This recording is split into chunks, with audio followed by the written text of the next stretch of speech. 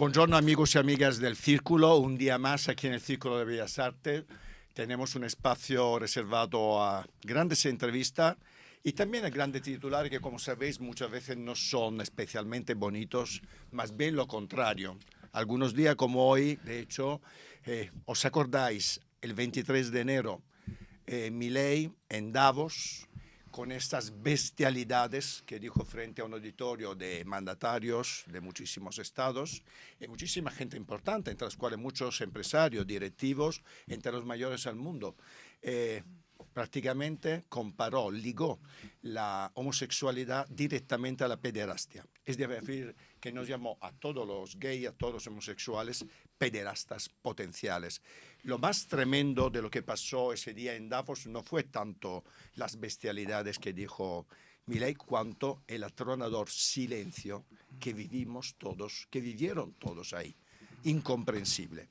Ayer, una vez más, un país, un primer ministro de extrema derecha, en este caso Víctor Orbán, dio prácticamente luz verde a una propuesta de ley con la cual de nuevo se va a comparar, a equiparar la homosexualidad con la pederastia, porque va a prohibir las fiestas, los festejos del orgullo gay en Budapest, en toda Hungría, porque la relaciona directamente con la pederastia. Y además haciendo prácticamente referencia a una ley homófoba de 2021, una ley que permite prácticamente a la gente denunciar a los homosexuales en Hungría para cualquier cosa. Con esto empezamos el día. El presidente del gobierno ayer en un tuit, en un mensaje en X, dijo claramente que la Unión Europea tendrá que reaccionar a lo que ha pasado en Hungría ayer con esta propuesta de ley. Hoy, para hablar de este y muchísimos más temas, tengo el honor, el privilegio de tener a alguien que además sabe mucho de discursos de odio, sabe mucho de lo que es luchar contra la homofobia, contra quien quiere quitarnos los derechos humanos o quiere realmente cambiar la regla de la democracia. Fernando Grande Marlaska, ministro del Interior, bienvenido y gracias por acompañarnos en un día que, como siempre, últimamente está lleno de noticias algo impresionante por lo grave que son. Muchas gracias, Eupropio, por la invitación y realmente, bueno, pues estar absolutamente de acuerdo con lo que estás comentando, ¿no? Demasiadas noticias que si las noticias fueran positivas, pues no estaría nada mal, pero son noticias inquietantes y llevamos, yo creo que ya un tiempo enfrentando este tipo de noticias en un sentido y en otro, pero siempre aquellas restrictivas de derechos que yo nunca los consideré consolidados, porque quizá por la edad y por ya esa trayectoria vital tenía y tengo muy claro que los derechos están conseguidos, pero tienen que ser objeto de ocupación permanente. Cuando digo de ocupación, de ser conscientes que nos los pueden arrebatar. No los derechos es algo que evidentemente nadie nos los otorga. Los derechos existen para todos los colectivos, para todas las personas, estamos hablando de derechos humanos, nadie nos los otorga. Eso forma parte del derecho natural, por así decirlo. Por supuesto. Pero lo que sí puede ocurrir es que su ejercicio se nos vea violentado por aquellos otros que solo aceptan una forma de ser y de pensar y es la suya y desde luego lo que es cierto es que esa forma de ser y pensar se corresponde con lo más atávico y con lo más ajeno a la dignidad de cada uno de nosotros. Además que este ataque de ayer de Orbán, de Víctor Orbán, que a mí personalmente no me ha sorprendido por lo que comentamos, por la ley de 2021, que al fin y al cabo iba por ese camino, es evidente que no es otra cosa que un capítulo más de lo que está haciendo la extrema derecha en muchos países, a empezar con Estados Unidos. Sabemos perfectamente que Trump, uno de los primeros decretos que puso en marcha fue justamente a las empresas ordenar de no de eliminar las políticas gay. cualquier referencia a la política contra la discriminación, la diversidad y la equidad en las compañías, en las empresas. Yo me pregunto, Fernando, ayer he comentado en mi entradilla que ayer el presidente del gobierno inmediatamente puso un mensaje en la red social X en el cual dijo que la Unión Europea tiene que reaccionar. Yo llevo diciendo que la Unión Europea tiene que reaccionar frente a Hungría y a los otros países que tienen ya leyes homófobas en la Unión Europea desde hace muchísimos años. Me pregunto por qué, desde tu punto de vista, no se está haciendo lo suficiente para combatir esta deriva absolutamente contraria a derechos humanos, como ha pasado en Hungría, bueno, y como ha pasado también en Italia. No nos olvidemos que también en mi país la extrema derecha gobierna y en mi país no hay, obviamente, matrimonio entre personas del mismo sexo. Faltaría Hay más una que la influencia, Meloni. tenéis ahí además una influencia, por así decirlo, geoestratégica Sí, ubicada en la capital. sí, aunque si te refieres al Vaticano, yo digo siempre que la culpa de los problemas que hemos tenido las personas LGTB en Italia, yo creo que tiene, fíjate, poco que ver con el Vaticano, tiene que ver mucho más que ver con la cobardía de muchos políticos, incluso de izquierda, fíjate. Pero bueno, este es otro tema que da para un café. Pero, ¿qué opinas de lo que está haciendo la Unión Europea? ¿Crees que realmente la Unión Europea se está, perdona la expresión, tomando en serio estas amenazas tan graves que vienen de países que están en la Unión? Yo creo que se lo toma en serio y realmente con una preocupación máxima, porque afecta a los valores principales, a los pilares de la Unión Europea.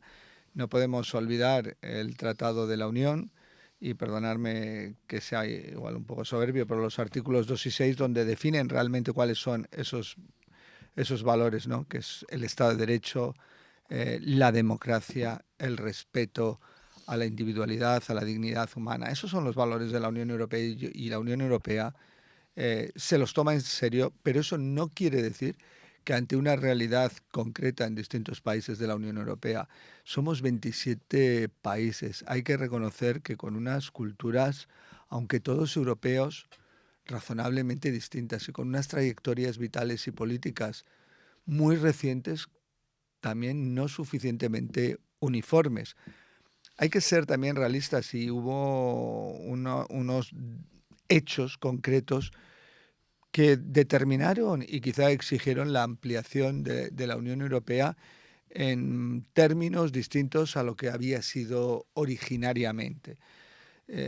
Todo ello ha influido en la situación actual, pero visto cuál es el desarrollo previo y en este momento de esas políticas realmente absolutamente restrictivas de derechos fundamentales de distintos colectivos.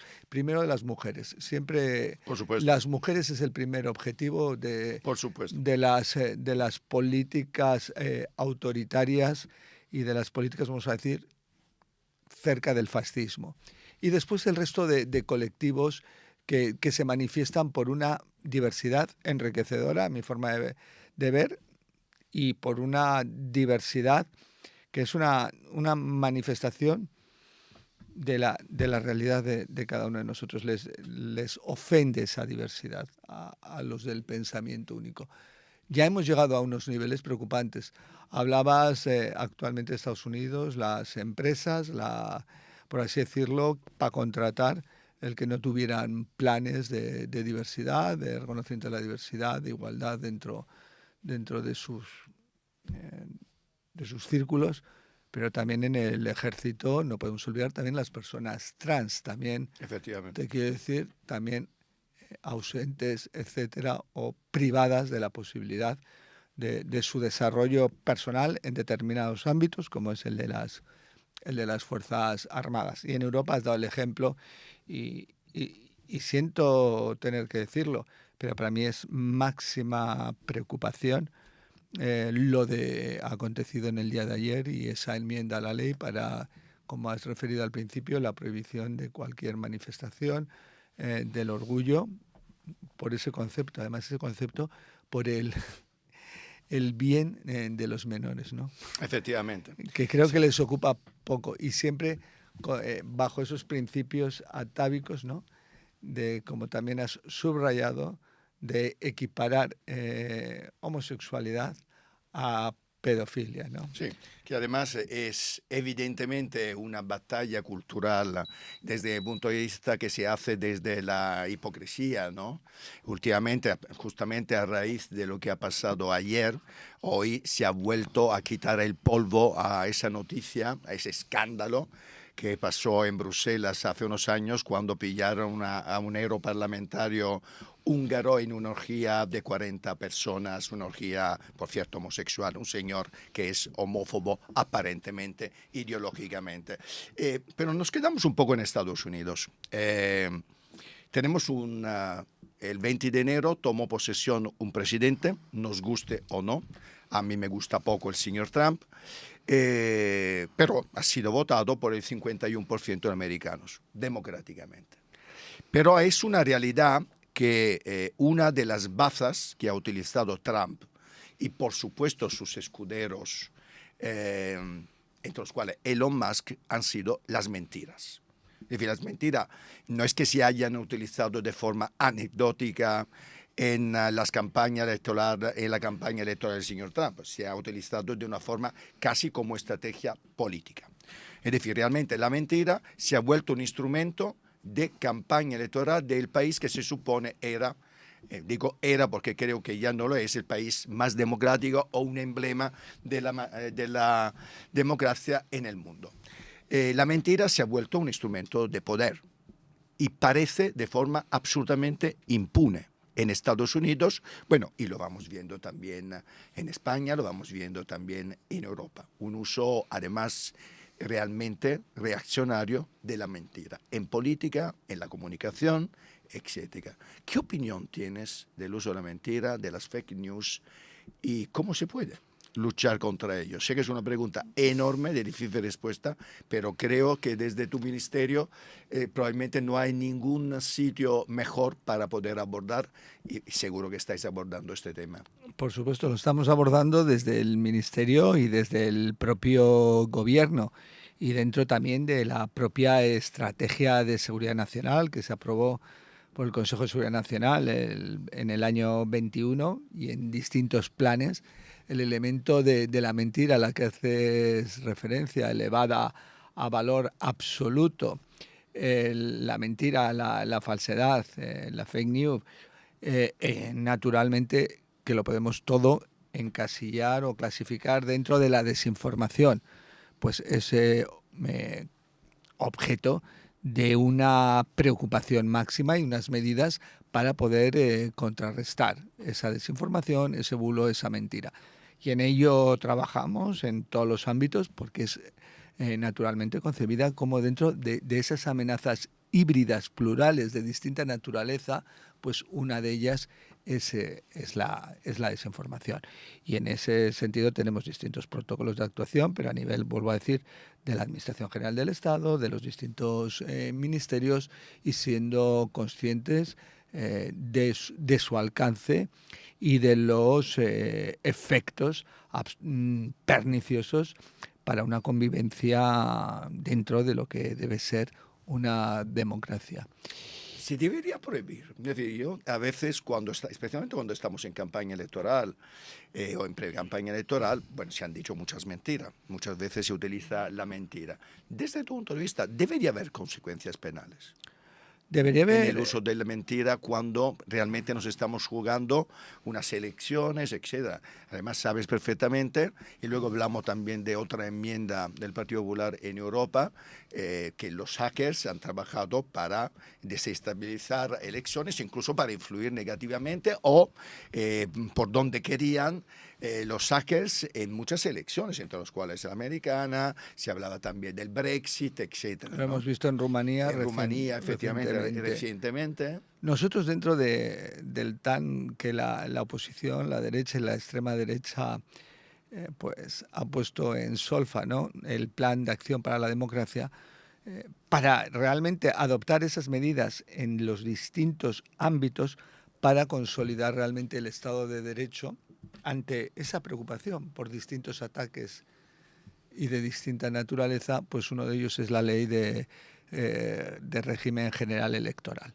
Y dentro de eso se está estudiando todas esas posibilidades a las que hace referencia para guardar la limpieza en algo tan esencial como es un proceso electoral, que es la manifestación de voluntad más clara y más decidida de una sociedad para decidir quién quiere y cómo quiere que le gobierne. Pero evidentemente contando con los datos reales, objetivos y nunca instrumentalizados con unos fines ajenos a la transmisión de lo que realmente acontece o a los programas que defienden. Y en ese sentido estamos también trabajando y conjuntamente con la Junta Electoral Central, que como máximo garante de los procesos electorales tiene mucho que decir al respecto de las medidas que entiende oportuno adoptar, entre las que pueden estar y se pueden valorar las que hace referencia como respuesta en el ámbito penal, como delito electoral. Es decir, no es faltar a la verdad en cualquier momento y bajo o por cualquier circunstancia, sino faltar a la verdad de una forma consciente, voluntaria, en un momento tan relevante como, vuelvo a decir, es un proceso electoral. Y eso también, y eso que pueden decir, que bueno, que ya sabes cómo es la extrema derecha, incluso la derecha, que nos lo estamos inventando por entender cambiar unas reglas del juego. No, es que las reglas del juego de la democracia no pierdan virtualidad. Ya lo puso sobre la mesa la Comisión Europea en el año 2018, haciendo referencia al peligro de la desinformación y a la necesidad de que todos los países, y en el primer momento fueron para las elecciones europeas del 2019, tuviéramos en cuenta esa circunstancia y esa obligación de garantizar ante esos riesgos el proceso electoral genuino. Sin embargo, Fernando, no sé cuál fue tu reacción, pero viendo en la toma de posesión de Trump en la primera fila, la que el presidente del gobierno llamó los líderes de la tecnocasta, yo los llamo tecnofacha, pero bueno, porque puedo permitirme tener un poquito más libertad de palabra.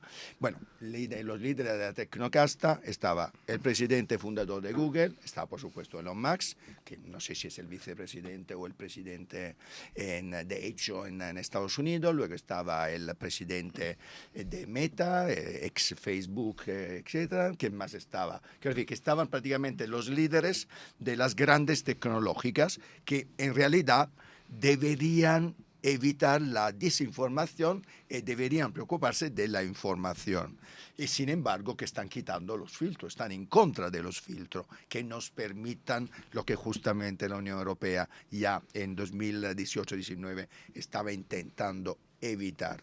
Es una batalla perdida desde tu punto de vista, porque a veces desde el punto de vista de los ciudadanos tengo que reconocerte que cuando ves una imagen como esta que fue demoledora, por lo impactante que es que ver todas las grandes tecnologías detrás de un presidente que ha utilizado la mentira, pues reconozco que algo de preocupación entra a la ciudadanía. Pregunta muy interesante. Y te diría que esto lo que nos tiene que hacer es ser más conscientes, que ya lo éramos razonablemente, de los riesgos que corremos si no hay realmente una evaluación constante de las distintas plataformas y del contenido de las mismas y de una prevención y un control sobre el mismo por parte de las propias plataformas. Pero he visto, y como has hecho referencia a una de las grandes, que poco antes o poco después de ese 20 de enero ya manifestó que tampoco esos controles preventivos desaparecían porque entendían que podían afectar a la libertad de expresión. Pero es que no es solo desinformación, que ya es algo pernicioso para una democracia. Es que en las redes se cometen delitos y delitos muy graves. Se cometen delitos como relacionados con el terrorismo, con cualquier organización criminal de carácter transnacional que aprovechan las redes. Se cometen delitos de odio, se cometen delitos de agresión sexual a menores, es decir, todas esas cuestiones que realmente tienen una gravedad máxima Si las propias plataformas, para evitar todo ello, no toman las medidas, por así decirlo, de prevención necesarias, de cooperación con las fuerzas y cuerpos de seguridad, pues tendremos que regular realmente dentro de la Unión Europea. Estamos trabajando en distintos ámbitos y no te creas que es fácil llegar a acuerdos, el llegar a hacer obligatorio esa cooperación o el acatamiento a resoluciones judiciales relativas a retiradas de determinados contenidos o a determinados requerimientos de comportamientos de las propias plataformas para prevenirlo. Es decir, los estados ya estamos en alerta, pero debemos de ser lo suficientemente conscientes de que tenemos que salvaguardar la seguridad de nuestras respectivas sociedades. Por supuesto. Porque ahora ya no solo se vive en la calle, ya no es el mundo físico. En el mundo virtual es en el que se están utilizando para la comisión no solamente, que ya es grave, como he dicho, de desinformación, de bulos, de mentiras, sino también de conductas criminales de una trascendencia brutal, de una trascendencia mayúscula. Y tenemos que patrullar, por así decirlo, nuestras policías, nuestra Guardia Civil, todas nuestras fuerzas de seguridad, como nuestros jueces, tienen que poder trabajar en el mundo virtual en los mismos términos. Si no, sería el mundo de la selva dejado al albur de determinadas personalidades y con objetivos peligrosos y con objetivos que muchas veces quizá no están en correspondencia con la seguridad de todos nosotros. Sin duda. Quiero preguntarte si somos racistas o no los españoles. Yo creo que no, y me gustaría decir, me gustaría también ser absolutamente consciente, bueno, que no equivocarme al respecto. Yo creo que no somos racistas. ¿Cómo decirte? Seguro que siempre hay unos grados de racismo. Te hago la pregunta porque, fíjate... como de machismo, como de todo. Sin o sea, duda. No, desgraciadamente. Te hacía la pregunta de racismo porque en los últimos años hemos vivido acontecimientos extraordinarios. Desafortunadamente la mayoría bastante negativos. A mí me pregunto, bueno, antes lo preguntaba Broncano siempre, ¿no? Si éramos más o menos racistas o cuánto éramos racistas, ya no lo pregunta. Se dedica a preguntar sobre el sexo y las cosas. Cuentas. Y las cuentas. Bueno, no, yo me pregunto el tema del racismo, de la xenofobia nuestra, porque cuando explotó la guerra en Ucrania, sabes perfectamente que hubo una avalancha de generosidad en Europa, pero también en España, por parte de todas las comunidades, para acoger niños y niñas ucranianas. 40.000, si no me equivoco. 40.000 niños y niñas llegaron a España. Hemos reconocido al día de hoy, dices niños, no te puedo decir, pero en total de nacionales ucranianos, 238.000, casi 240.000 personas ucranianas de nacionalidad ucraniana tienen reconocida la protección temporal en España. Pero me refería a los 40.000 niños por una cosa que a mí desde hace meses me avergüenza bastante. Por fin, yo digo por fin, se ha modificado la ley de extranjería a través del decreto para redistribuir, por fin, menores migrantes no acompañados. Digo por fin, porque era ahora. Porque estamos hablando de pocos miles. No me acuerdo si 4.000 o 4.500. Bien. Cuando se piensa la dificultad que hemos tenido, que han tenido las diferentes comunidades, el gobierno, a llegar a un acuerdo, que no se ha llegado, de hecho, que por decreto, se está haciendo por decreto porque no se ha llegado a un acuerdo. ¿No te parece que hay algo de hipocresía o xenofobia? ¿Qué le pasa a los españoles, o por lo menos a las instituciones españolas, con la gente que viene de África o de otros países probablemente menos rubio, menos con los ojos azules? Yo quiero, y es muy grave, yo diría que es una instrumentalización política por parte, y en este caso decirlo claramente, de la derecha y de la ultraderecha, de la derecha que se ha contagiado de la ultraderecha y no le importa, con tal de socavar al gobierno, atentar contra la integridad de los más vulnerables, y en este caso los menores. Y eso está claro. Y me A mí duele también. como ciudadano español que un partido que aspira a ser gobierno, que pueda jugar con algo tan importante y tan relevante como es el bienestar de los menores, del que hablábamos anteriormente, del que hablábamos previamente, y se les llene la boca.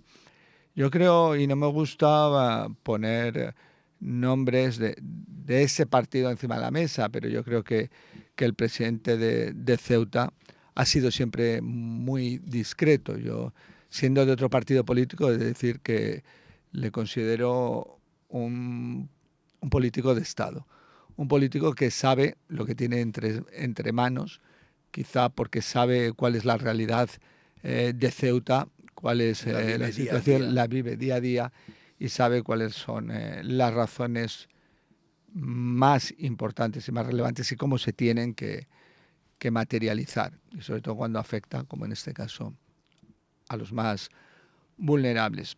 Lo hemos visto y ha tenido que llegarse a un Real Decreto Ley para hacerlo efectivo por la imposibilidad de que, lo reitero, la derecha y la extrema derecha fuera capaz de aceptarlo y que no lo utilizara políticamente. Y diré más, no había ningún otro problema porque el Estado siempre ha estado, y el gobierno central ha estado, el gobierno de España, ofreciendo todas las posibilidades para las situaciones extraordinarias que ese reparto, esa reubicación, es la manifestación del principio de solidaridad para Totalmente. circunstancias absolutamente extraordinarias, contingentes de una situación.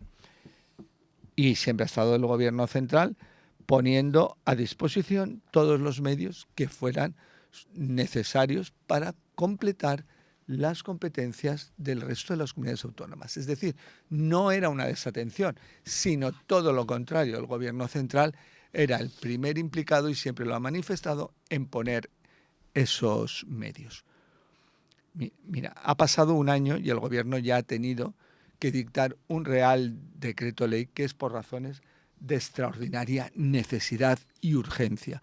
Por esa falta, yo diría, esa falta absoluta de la oposición, de la derecha, de la extrema derecha, diría, ¿qué han puesto encima de la mesa? No han puesto ninguna posibilidad. Incluso se llevó una proposición de ley al Parlamento y se vetó la tramitación de la misma para discutir al respecto de la modificación del artículo 35 de la Ley de Extranjería. Cualquier posibilidad de discusión, de debate en el Parlamento. Es el mayor cinismo. Pero claro, si a eso le añades lo que vimos ayer en Valencia, pues entonces blanco y en botella, Sí, lo de y Valencia. entonces decir todo vale con tal de tratar de poner cualquier obstáculo al gobierno sin importarme nada Por ejemplo, el bienestar de los ciudadanos. tú, Fernando, y lo digo no solo como ministro, también como juez, desde tu punto de vista, llevar en una rueda de prensa en la cual se está comunicando que se va a alcanzar un acuerdo por los presupuestos generales. Y en esta rueda de prensa, en estas declaraciones, se dice que incluso se relacionan los saqueos, que hay que ser miserable, perdóname, pero yo sí me mojo dando una opinión, hay que ser muy miserable para considerar que los saqueos se hicieron sin datos, porque yo no he visto los datos, no he visto los números, prácticamente lo relacionaban directamente con los inmigrantes, cosa que me parece de una falta de sensibilidad brutal. Pero bueno, ¿no crees que esto realmente debería estar prohibido y penado por ley? Poder decir mentiras sin tener datos a la mano. Bueno, en algo tan importante como es lo que escuchamos ayer, que a mí personalmente me dejó flipado, ¿no? Como dirían los jóvenes, los adolescentes. Pero realmente es alucinante.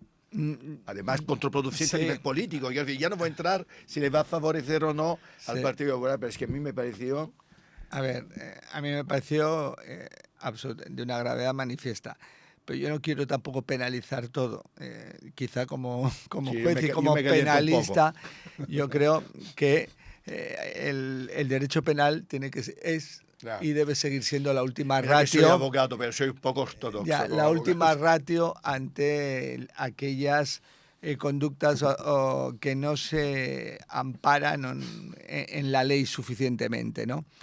Pero dicho esto, lo que debemos todos es transmitir realmente esa falsedad, esos valores, que se escuche. Tenemos que tener la misma fuerza en las redes para contraargumentar. Nos lo tenemos que seguir tomando muy en Muy en serio serio.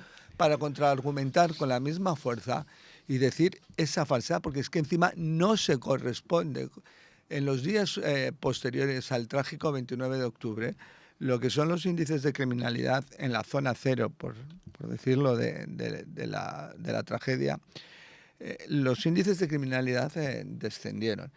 Y aparte de eso, es absolutamente falso que el porcentaje de los mismos o los detenidos por hechos cometidos en esas fechas posteriores fueran en un porcentaje mayor extranjeros. Es absolutamente falso y no se ampara en los datos objetivos del Ministerio, de ninguna de las fuerzas y cuerpos de seguridad. Pero eso manifiesta esas voluntades xenófobas, racistas a las que hacíamos referencia. Pero recordaré una cosa, a todos estos, y ayer yo en el Senado, pues claro, como tienes un tiempo y hoy en el Congreso muy tasado, no te da tiempo a decir todo. Le recordaría que tuvimos cooperación en las inundaciones de Valencia, las trágicas inundaciones de muchos países de la Unión Europea ofrecieron su ayuda. Pero, ¿cuál fue el país, los nacionales, que más tiempo han estado en Valencia y lo han podido observar? Marruecos.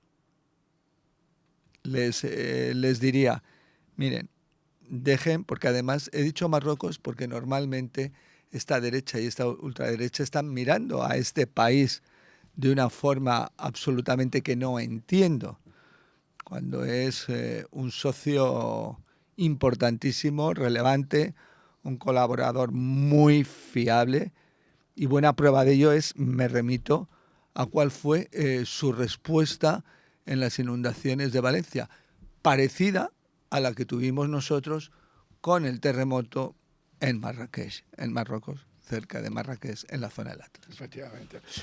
¿Estás a favor de las líneas rojas a la extrema derecha, como evidentemente está ocurriendo en Alemania? Yo sí, yo absolutamente estoy a favor, como ha ocurrido en Francia, por lo menos hasta ahora. Sí, porque vuelvo a decir, es que los valores de la extrema derecha son los valores ajenos a aquellos que definen una democracia, ajenos a la pluralidad. Es la homogeneidad de su pensamiento el que quieren imponer, y es un pensamiento Totalitario, ¿no? absolutamente totalitario. Y excluyente. Por supuesto. Y excluyente. ¿Qué papel podéis jugar como gobierno y el presidente del gobierno de forma principal, ¿no? Porque ahora mismo, frente a esta amenaza clarísima que con la llegada de Trump a la Casa Blanca, al despacho Oval, evidentemente se ha reforzado, se ha acelerado. Es decir, si antes la amenaza de la extrema derecha era grave, desde hace unos cuantos años, la realidad que con Trump y Musk gobernando Estados Unidos, y ya lo estamos viendo prácticamente, eliminando los contrapoderes. Porque lo que está ocurriendo en Estados Unidos, bueno, nuestros espectadores seguro lo están viendo, es la eliminación. En realidad no hay una oposición. Prácticamente las cámaras están ocupadas por parte de los republicanos. Bueno, yo diría que más que los republicanos, porque no quiero generalizar. No creo que todos sean como Trump, pero está Trump prácticamente imponiendo sus políticas, ¿no? Esta llegada de la extrema derecha clarísimamente ha llevado esto prácticamente a querer eliminar la diversidad, ¿no? A empezar por las políticas de ahí, etcétera, etcétera. Y el presidente del gobierno, el gobierno de España, Y en un cierto sentido yo creo que sí que son una referencia. Por ejemplo, en Italia, desde luego. Yo estuve en el Congreso del PSOE con Schlein, la secretaria general del PD, y bueno, parecía que estaba hablando, no de Dios evidentemente, pero era una referencia clarísima, ¿no? De política progresista o de políticas socialdemócratas en Europa. ¿Hay una posibilidad real que la socialdemocracia recupere el protagonismo que creo que ha perdido y también ha dado alas al populismo de extrema derecha? Nosotros estamos trabajando, llevamos 7 años y yo creo que en unos resultados y un reconocimiento a nivel internacional importante y se nos mira en ese sentido. Nosotros seguimos teniendo las políticas y yo creo que con un éxito mayoritario de teniendo como objetivo principal el bienestar del conjunto de la sociedad, sobre todo de las capas más desfavorecidas, de la clase media y de la clase obrera, pero trabajar en desarrollar y en el futuro para las nuevas generaciones. Nosotros estamos ahí en la transición ecológica, en la transformación digital, en los primeros términos cumpliendo el Pacto Verde europeo, apoyado por el Partido Popular en Europa, pero aquí contradicho ayer mismo y con unos resultados yo creo que importantes, más empleo que nunca, más de 21 millones y medio de altas en la seguridad, de afiliados a la seguridad social, más mujeres que nunca, que la cuestión laboral es una de las principales brechas en los términos de igualdad real y efectiva entre hombre y mujer, mejores retribuciones, el paro en unos términos importantes, pero en unas ratios de las más bajas en los últimos años, generando eh, trabajo de calidad, como es todo obvio y notorio, creciendo más que el conjunto de la Unión Europea. Y seguimos. Y las perspectivas a medio plazo de España en crecimiento todavía siguen siendo importantes y relevantes. Y eso sí, con la salvaguarda de esos principios a los que hacía referencia, de esos principios fundamentales de justicia social y de igualdad, que no son palabras, por eso lo he dejado para el final, porque esos principios de justicia social, de igualdad, se sustentan en todas esas políticas a las que he hecho previamente referencia. Sin esas políticas, sin ese crecimiento económico, no podríamos invertir más de 2.500 millones al año en becas para que realmente todo el que quiera pueda estudiar, pueda formarse, pueda prepararse. En la formación profesional, donde hemos dado también un impulso decisivo en la ciencia, en la innovación. Sí, Más que eso es un nunca. tema que creo poco se habla, ¿no? De las amenazas. Hablamos mucho de los derechos humanos, evidentemente, que están amenazados por la extrema derecha. Yo creo que poco miramos a lo que es el ascensor social, ¿no? Yo vengo de una familia analfabeta, muy pobre, poder estudiar, porque al fin y al cabo estamos en una sociedad donde el bienestar en los últimos muchos decenios ha progresado. Yo personalmente como que considero que esta batalla que están dando desde el despacho oval no es una batalla de izquierda y derecha, es una batalla entre ricos que quieren explotar más los pobres y por lo tanto eliminar el estado de bienestar, que al final ha permitido que más gente como yo y con muchísima otra gente pudiera estudiar y subir, ¿no? Socialmente y poder progresar. Otra ley otra propuesta de ley un poco complicada y muy criticada por la oposición ha sido la delegación de la competencia en inmigración, en este caso a Cataluña. Se ha debatido y yo además he escuchado que por parte tuya consideras que no habrá ningún problema delegando las competencias y que habrá una relación entre las fuerzas de seguridad del Estado nacionales y los mozos en este caso de Cataluña. ¿Por qué ha preocupado tanto la delegación de esta competencia? ¿Y cuál es tu foto, en cambio, de la realidad cuando se llegue a aprobar, de cómo funcionará esta delegación? Eh, pues es muy claro, es decir, cuando hablamos de competencias, de delegación de competencias, y hablamos del gobierno del presidente Sánchez y hace referencia a una comunidad autónoma como es Cataluña, blanco y en botella para que la derecha y la ultraderecha lo utilice, sin entrar a valorar, a conocer el contenido y el alcance. recordar el Pacto del Majestic del 96. Sí, sí, me Yo acuerdo. creo Quizás que porque soy nunca, italiano no me olvido nunca de estas cosas. nunca, Mucha gente se nunca olvida. la izquierda lo criticó. Eh, Nosotros somos un Estado, vuelvo a decir, complejo, un Estado diverso y con las autonomías como el elemento base y con la profundización en el autogobierno de las distintas comunidades autónomas con la finalidad concreta de ser más eficaces en la prestación de los servicios.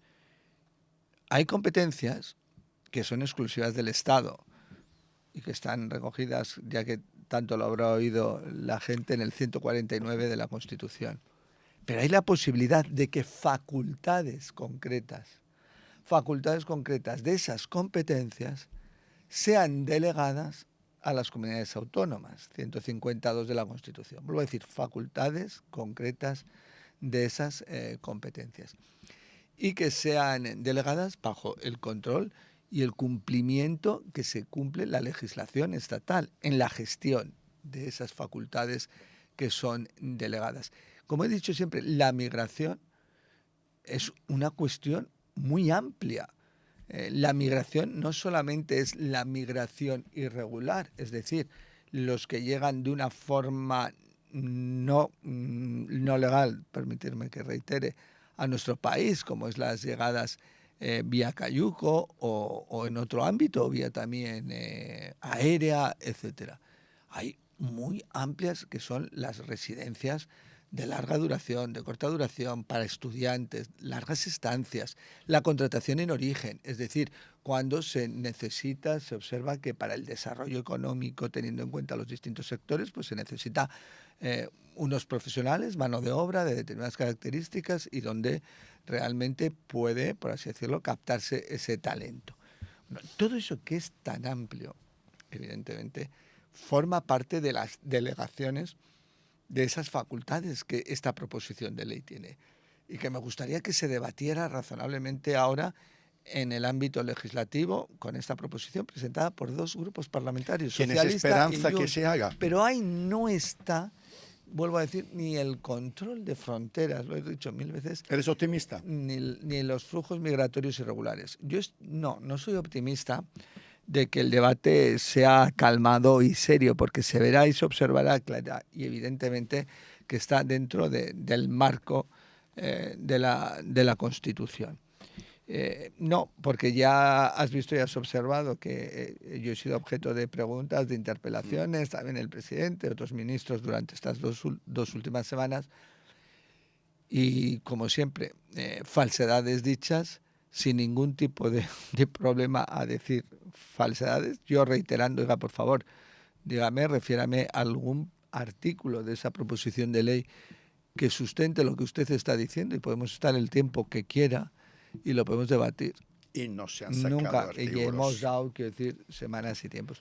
Con lo cual, no, soy pesimista porque, claro, con esta oposición complicado. Es complicado ser optimista. Vamos a dejar las leyes, vamos a dedicarnos a otras cosas, vamos a hacer una pequeña foto de las fuerzas de seguridad que tú diriges. Me gustaría, visto que hemos hablado tanto de política, de diversidad, equidad e inclusión, que me hagas una foto de cómo es la diversidad, equidad e inclusión en el ámbito de las fuerzas de seguridad españolas. Bueno, nosotros estamos desde los casi 7 años que llevo en el ministerio. 7 años casi ya. Casi 7.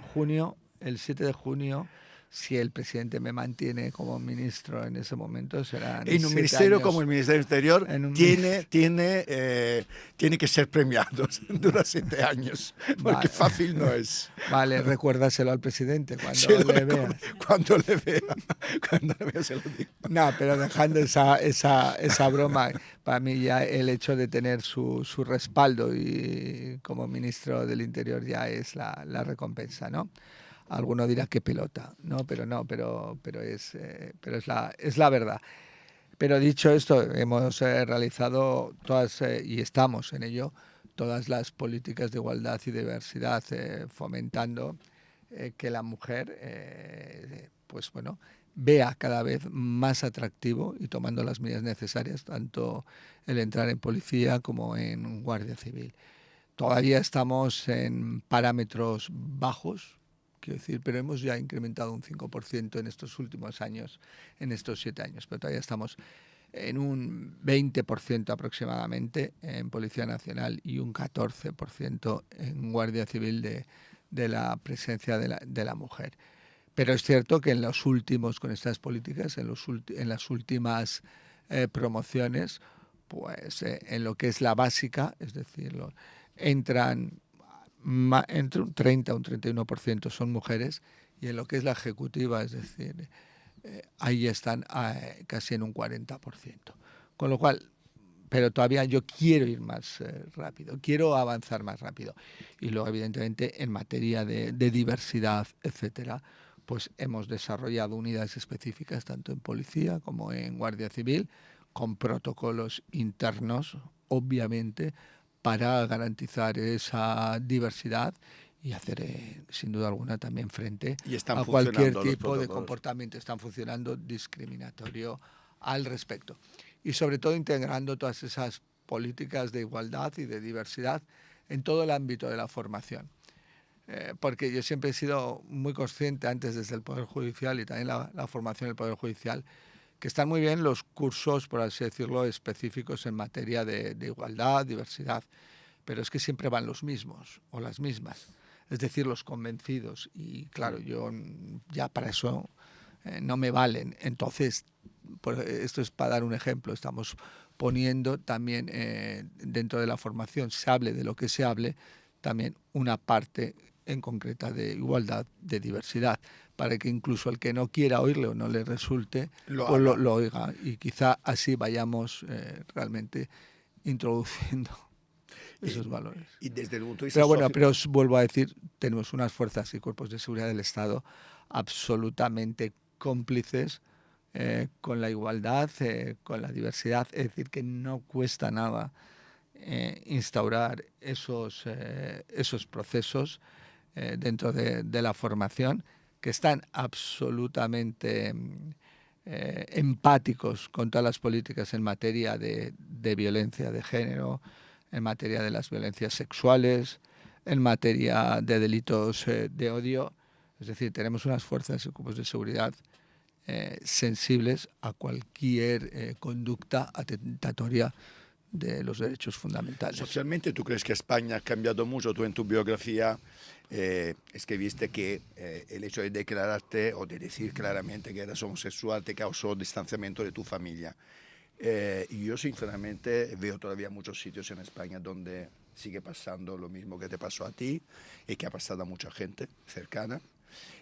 Lo que pasa es que casi siempre lo relacionamos a nuestras generaciones, ¿no? A los que tenemos más años. Y yo desafortunadamente veo que todavía sigue pasando. ¿Ha cambiado menos lo que pensamos la sociedad desde el punto de vista? No ha cambiado tanto, ha cambiado bastante, sí, porque me dirán que si digo lo contrario, pues mira cómo pasa en otros países como Hungría sí. o como Italia. O como en Italia. Digo, pero es que eso nos puede pasar mañana o pasado mañana a cualquiera. Igual. Y cuando hablamos y conocemos gente y fíjate, ya van a hacer, este año son 20 años desde la ley del matrimonio igualitario. Sí, O sea, va el 1 de julio 2005 en el BOE, los 20 años.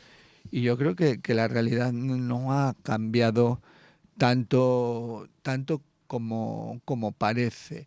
Y eso es lo que me preocupa, porque te diría, ¿por qué alguien se atreve, por ejemplo, en Hungría, y no hay mucha contestación, a decir o a poner una reforma para evitar el orgullo? Digo, un país de la Unión Europea, etcétera. Sí, sí. ¿Por qué, sin despeinarse, sabiendo que va a salir adelante? Sin despeinarse, o como tú digas. Pues porque todavía hay mucha gente dentro del colectivo que bien dentro del ámbito laboral o en el ámbito personal o en cualquier otro ámbito de su vida está en el armario. Quizá no en todos, pero en alguno de ellos. Muchos. Con lo cual es más fácil dictar normas de ese tipo y esa gente restringirla y cerrarla en ese ámbito.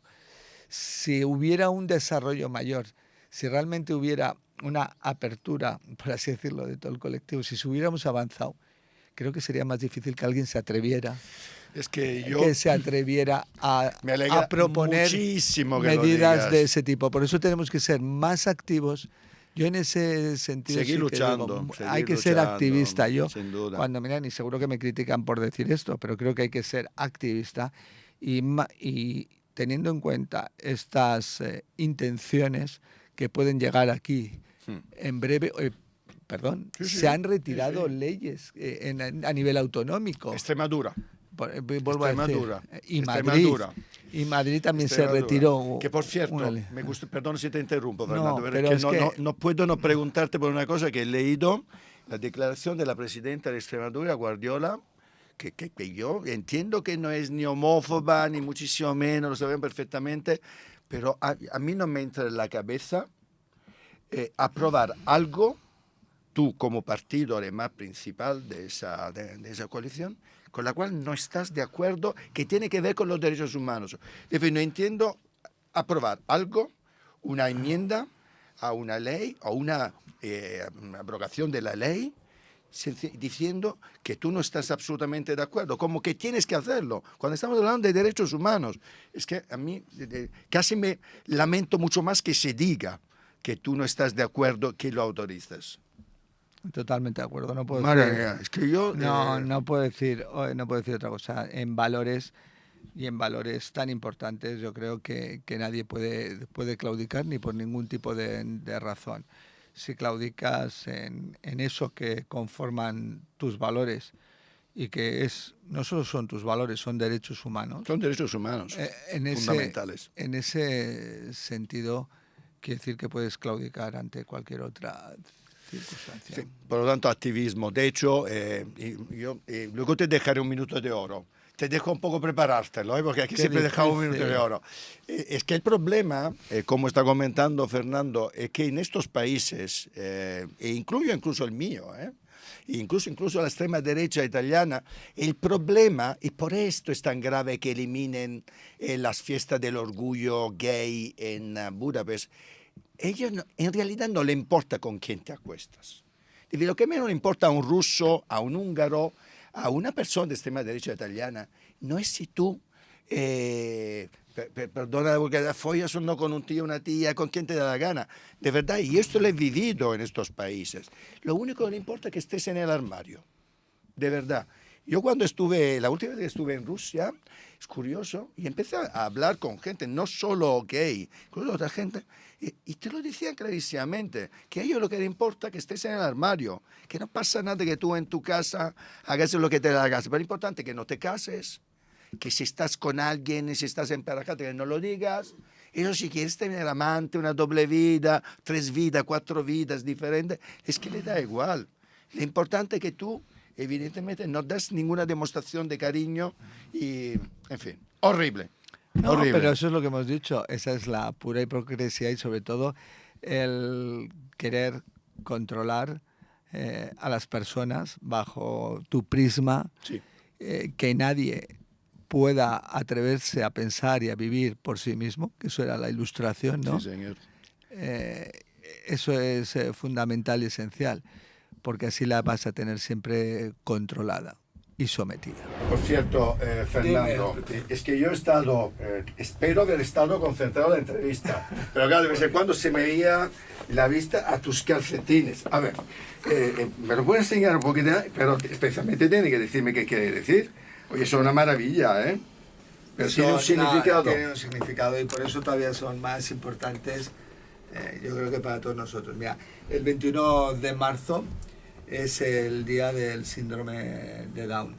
Como, bueno, no hay por qué saberlo, ¿no? Pero la alteración genética se tiene en el par 21 y es que se tiene 3 cromosomas. Esa es la razón por la que se decidió 21-3, que el 21 de marzo fuera el día del síndrome de Down. En 2018 a una chica Down inglesa, bueno, pues diseñó, se le ocurrió la idea, evidentemente, de ese desparejamiento, ¿no?, de un cromosoma sin su pareja, ¿no? Y lo conformó o lo estableció, el símbolo para ella eran unos calcetines distintos, ¿no? Qué bueno. Oye, muchas gracias por explicarme. Y esa es la razón. Y bueno, y eso es pues no, un compromiso que tenemos que tener todos con las personas de discapacidad intelectual y del desarrollo, ¿no? con los que estamos trabajando, yo diré que uno de mis momentos más importantes en estos 7 años de los que hemos hecho referencia, aparte de esa modificación, reforma del artículo 49 de la Constitución, que era un insulto, ¿no?, a la sociedad. Anda, que no hemos tardado. Exacto, era un año, 2 años antes, la reforma de la Ley General de Régimen Electoral, posibilitando que pudieran votar, manifestarse y elegir a sus políticos como personas responsables, que es lo que son. Sí, señor. Y en ese sentido responsables de su vida y de la vida de los demás. Con lo cual, pues muchas gracias por desparejados. Me ha encantado. Pero ellos, desde luego, están más emparejados y más centrados. Ellos están muy centrados. Hay que aprender. Y aprovechamos a darle un abrazo, un beso a todas las personas con discapacidad. Os queremos mucho y sois parte de la sociedad, a pesar de lo que dice Milei en Argentina, que no nos olvidaremos nunca de esas palabras de ese señor, nunca. Pues Fernando, qué maravilla de conversación. Estaría aquí muchísimo tiempo, pero creo que ya me están indicando que se nos acaba el tiempo. Pero tienes tu minuto, 2, 3, lo que quieras de oro para tu público, para todos los ciudadanos, para que te apetezca dirigirte. Pues es difícil en este minuto decir algo que corrobore lo que hemos estado comentando. Fundamentalmente que cada uno de nosotros tenga muy claro lo importante y la suerte que tenemos de vivir en una democracia. En una democracia sustentada y luchada por muchas personas durante mucho tiempo. Pero que seamos también conscientes del riesgo y del peligro de que se puede perder aquello que creíamos ya alcanzado, y tenemos la prueba muy cerca y en distintos países. Con lo cual, si es necesario ser activista, y ser activista se puede ser activista tranquilo, no penséis que estoy llamando a ninguna revuelta.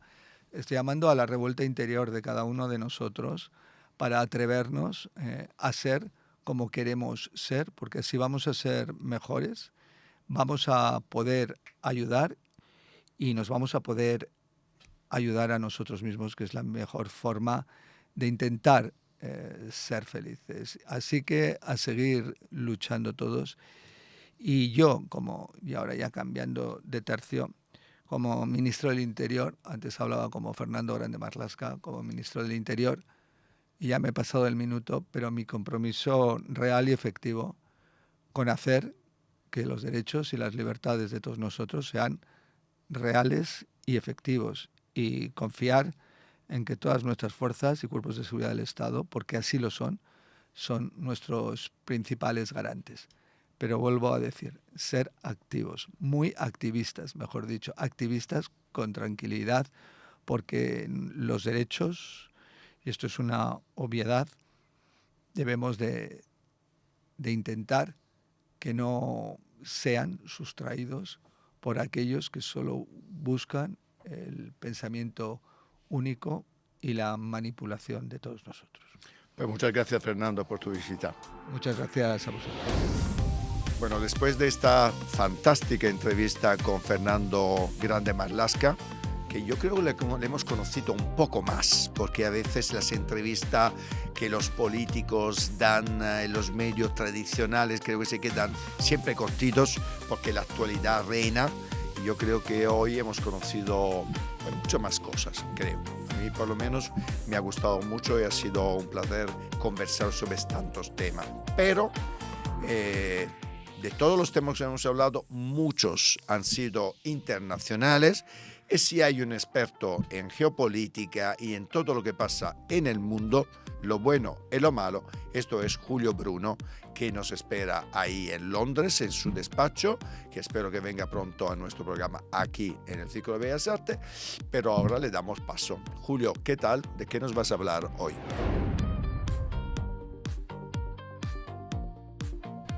Hola Euprepio y amigos del Círculo Independiente. Pues una vez más estoy aquí pensando en qué temas sacar en esta semana, porque hay tantos, y siempre me gusta pensar qué es lo que une estos temas, ¿no? Y veo que hay algo que es común a las cosas que estoy escuchando y leyendo, que es un poco como la erosión global de las normas democráticas, de lo que conocemos como normas democráticas, derechos humanos, bajo este pretexto de seguridad, de nacionalismo, patriotismo y el poder político. Y estoy hablando de estos temas que voy a hablar hoy, que son, por ejemplo, hemos leído la prohibición de la marcha de orgullo en Hungría por parte de Viktor Orbán y su partido. Todo el mundo se ha quedado, ¿cómo? ¿Que no va a haber orgullo? No, y no solo que no pueda haber orgullo, sino que habrá multas, y veremos después qué más, aparte de multas, porque será contra la ley, y van a utilizar reconocimiento facial para ver quiénes son los culpables. Por supuesto, las marchas van a seguir adelante y aquí se va a crear un problema importante. ¿Qué está haciendo la Unión Europea al respecto? De momento, decir que hoy que qué mal todo, pero no podemos hacer nada.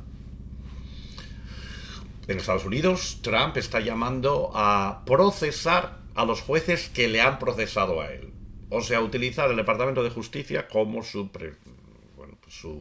juguete político para meter en la cárcel, procesar o echar, como está haciendo en muchos casos, a jueces que le han juzgado a él. Rusia está negociando un alto el fuego con Ucrania, sin Ucrania a la mesa, lo está hablando con Trump directamente, que quiere ganar, ser el artífice de la paz, pero lo que Rusia quiere es, de momento, un cese solo en las centrales de energía y poco más, ¿no? O sea, no me ataques esto, pero seguimos atacando lo otro. Una cosa muy cínica, muy extraña. Lógicamente Zelensky, que no está en la llamada, diciendo, bueno, a mí me llamáis y me decís cómo lo queréis hacer, porque esto no lo veo, ¿no? Pero bueno, más vale algo. Aquí puedo tirar cohetes, pero aquí no. Autoritarismo y erosión de las libertades civiles. El segundo tema que veo es el uso del poder para el control político. Bueno, pues, por ejemplo, los nuevos bombardeos de Israel en Gaza, donde acaban de morir por lo menos 400 palestinos, pero se suponía que había un alto el fuego.